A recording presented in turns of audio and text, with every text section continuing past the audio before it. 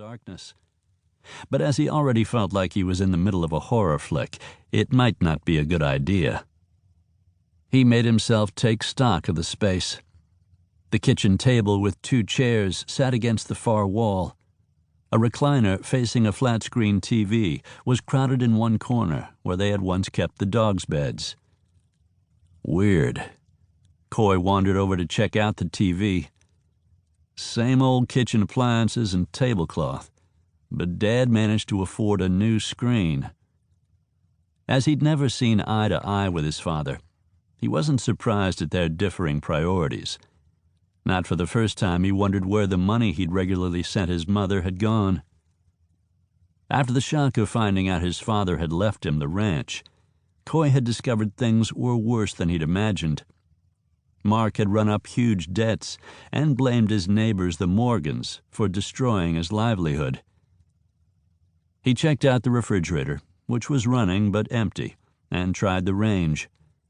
Water flowed into the deep sink and didn't back up.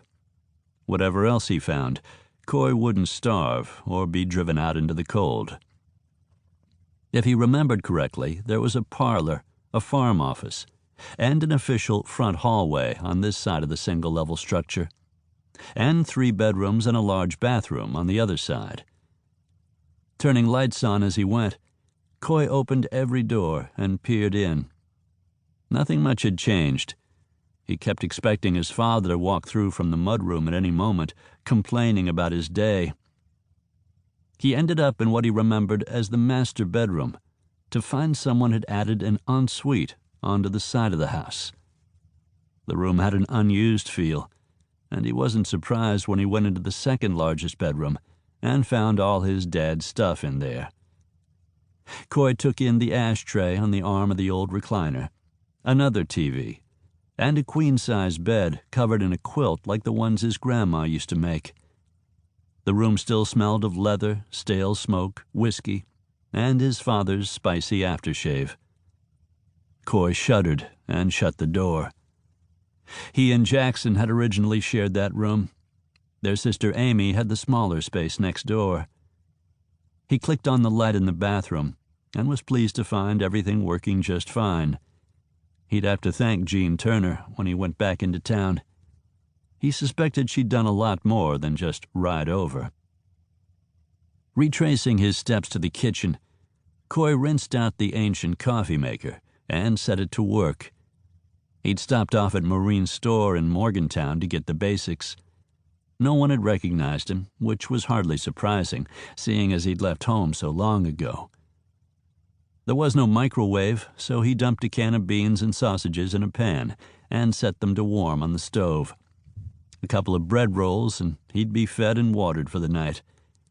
If he was lucky, one of the guardian chickens might lay an egg for his breakfast.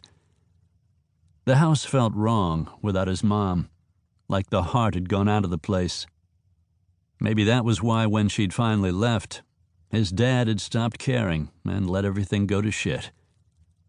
On impulse, Cauy pulled out his cell and checked for coverage, amazed when he got a few bars.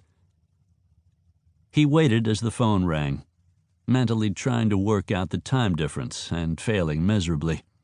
He was just about to give up when his mother answered. "Hello?" "It's Cauy, Mom. I just wanted you to know I got here safely." "Cauy, I'm so glad you called.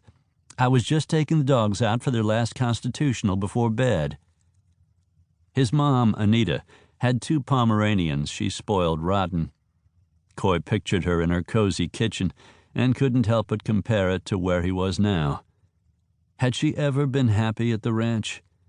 She'd always made an effort for him and his siblings, but he'd heard the fights.